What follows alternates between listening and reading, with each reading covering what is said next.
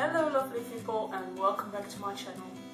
It's been a while since I updated you about my reading and I read only 5 books last time, but I'm now at book number 16, so it's high time to give you an update.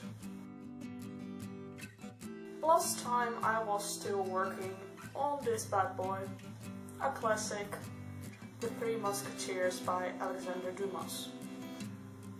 Couldn't get through it then, really started to hate it, but I did finish it because I just couldn't put it away unfinished. And I put it as a book made into a movie you've already seen. But yeah, put away the classics for a while after that. And because I was so fed up with those classics, I picked up quite an easier book, a Maeve Binchy book called Whitethorn Woods. I read that as a book with alliteration in the title, plus the 2 W's. Yeah, it was a way nicer book.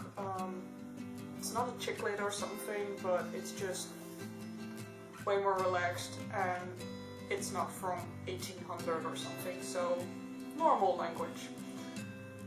So that was book number 7 for the year. Book number 8 is a Dutch book, and it's a collection of short columns, short stories. It's called Taal is zeg maar echt mijn ding by Pauline Cornelissen, and it's just funny bits about language, weird things the author has heard Dutch people say. And it's just really interesting and really fun and really quick to read. Yeah, I really loved it, and I put it as a book by a local author, because she's Dutch. Because I also have the sequel, En dan nog iets. I thought, while we're at it, just take up that one too. And I put that one as your favorite prompt from the 2015, 16 or 17 Pop Sugar Challenge. And I picked a book you can finish in a day from 2015. Because I did. It's just tiny books, and it's fun short stories, just some anecdotes. So it goes really quick, and it's really nice to read, and really interesting because I love languages, and this is just fun. It's things I've heard in my life as well. I've been studying English for 4 years, and I did both my thesis on language and on how people perceive language. So these 2 books were really interesting, both of them, to read, because they even picked up on some things I researched in my thesis. So yay! While I read the second book by Pauline Cornelissen, I was also reading The Color Purple by Alice Walker. I really liked the book. It was sometimes a bit difficult to read because it's written from, what was her name again? Celie's perspective, and well, her English isn't really perfect, so she writes down how she thinks it's written because she was never educated. And that makes it kind of hard to understand sometimes, but when you read for a while it makes it a bit easier. And it's just a really interesting story to read about. And I put it under a book about feminism. I did it again. Said I would stay away from classics, but I picked up Wuthering Heights by Emily Bronte. I thought I could handle this one. Kinda did. I could get through it quite easily, but it's such a dramatic story. Oh my god, I didn't know it was that bad. Heathcliff just scares me. Catherine is probably the very first drama queen that's ever existed. This story is just... I kinda knew the story. I was supposed to read the book at university, didn't do that, but whoa.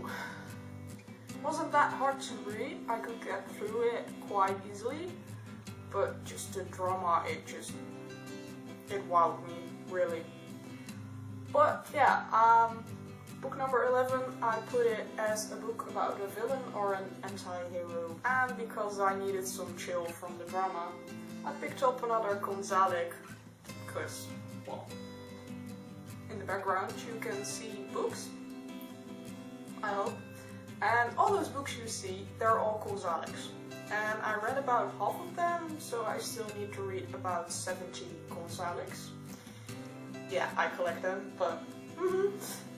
so I picked up another one, and I had Huwelijksstormen. And I put that as a book with a weather element in the title, because stormen, it's the same in English, storms. So that worked fine. And it was just an easy to read book. It's about a couple that's grown apart and they go on separate vacations, but they don't really trust each other, so they both hire the same lawyer to spy on each other. And the craziest things happen. So it was a really fun read after all the drama from Wuthering Heights. Then I picked up Jodi Picoult's My Sister's Keeper. Pretty much a hype book. I've had it for a while. Didn't really want to read it, but I was like, why not pick it up now? So I did, and I finished it. And I didn't like the ending, I won't spoil it. But,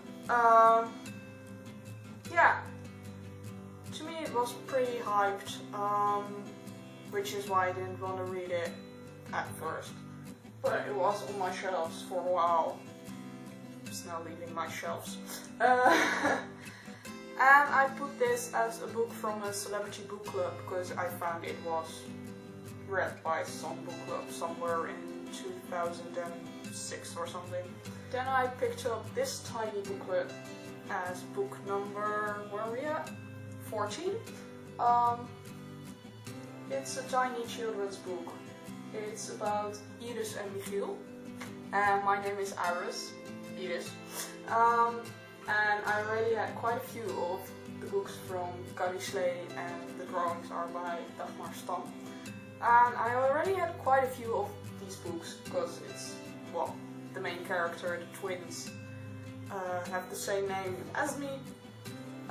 So I've always loved these books, and I found this one a few months ago, I think, on some used book sale, so I just had to have it, and I just read it very quickly because it's only like 14 pages, and well, but it was really fun to read another Iris en Michiel book again. And this one's called We zijn er bijna, we're almost there. And I put it as a book with song lyrics in the title because We zijn er bijna is a song Dutch children used to sing when they come home from a school trip or when they've been on holiday or going on holiday and they're almost there, and then we sing We zijn er bijna, we zijn er bijna. So yeah, it fit. And well, as I said, still need to read a lot of Gonzalez, so I picked up another one. And this one's called Schip in the Navel. And I put it as a book set at sea. Because ship. It plays on a ship that's saving Vietnamese people that try to escape their country by boat and end up on the ocean and either get killed because they starve or dehydrate, or because they get picked up by pirates, or whatever may happen. And then they issued a large ship to help those people, and that's what this all about. So yeah, definitely set at sea. So that was book number 15. As I said, I'm currently at book number 16, which is another Ken Follett. It's been a while since I read those. Still have quite a few I have to read. And I'm hoping to get the third one in the Kingsbridge series soon, A Column of Fire. I've had this one for a while. It's called Night Over Water. I started it about 2 weeks ago. I read one chapter and haven't picked it up since. I've been quite occupied with other things, so when I pick it up again, I'll probably start over new because, well, I read one chapter which is about 20 pages and I already quite forgot what it was about. I'm quite curious as to how this one is. It's a Ken Follett, so it's probably amazing, but I just have to get into it because most of the time Ken Follett starts off with quite a descriptive intro, the first 1 or 2 chapters, but then you get really into the story and you know how everything works and how everything sticks together, and that's what I really like. And then the story starts and it's just, oh my god. So I'm not sure when I'm really picking this one up again, but I'm already at book 16. It's the start of July and I set my goal on 25, so this year should be doable. So yeah, that's it for this reading challenge update. A lot more books than last time, twice as much. Not sure what the rest of the year is gonna bring, how much I will read. I'll just take it one book at a time. If you have read any of these books, let me know in the comments down below. Let me know what you thought of them. Also let me know if there's any books I should read. I have a TBR of 500 books or something, but I don't care. If a book is really good and you have a really good reason for it, let me know. And yeah, give this video a thumbs up if you liked it. Subscribe if you haven't already. And then I'll see you in the next one next week. Bye!